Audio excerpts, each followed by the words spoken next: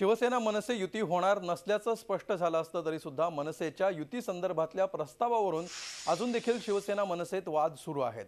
मनसेने युतीचा कोणताही प्रस्ताव दिला नाही असा दावा शिवसेना खासदार संजय राऊत यांनी केलाय। मात्र राऊतांचा दावा मनसे नेते बाळा नांदगावकर यांनी खोडून काढलाय।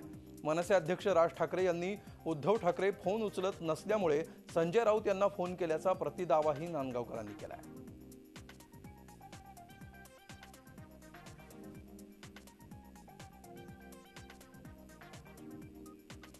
अशा प्रकारचा कुठलाही प्रस्ताव ना आलाय ना गेलाय सगळ्यांना माहिती आहे।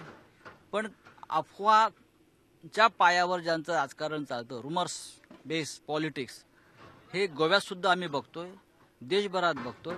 तेव्हा हे प्रश्न तुम्ही डोक्यात ठेवू नका आणि असे प्रश्न विचारू नका, त्यातून तुम्हाला काही मिळणार नाही।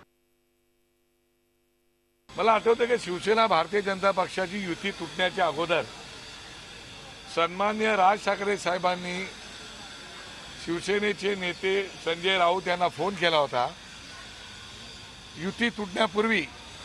त्यावेळेला त्यांनी संजय राऊतला मी काय नेमकं करणार आहे याची माहिती दिली होती आणि त्यामुळे जर त्याची माहिती घ्यायची असेल तर त्यांनी संजय राऊतांकडून माहिती घ्यावी, म्हणजे संजय राऊत सांगतील राज ठाकरे साहेबांची नक्की भूमिका काय होती आणि राज ठाकरे साहेब फोन का करत होते। झी 24 तास रहा एक पाऊल पुढे।